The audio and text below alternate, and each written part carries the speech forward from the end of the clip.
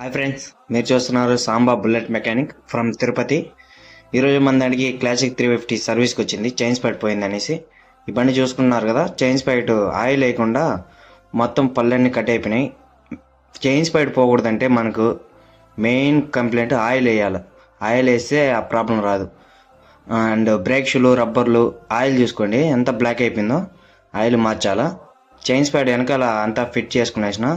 Front ఇప్పి చూస్తే fork oil seal oil పోయింది. అది అన్ని స్పేర్ తెచ్చుకునేసినాము.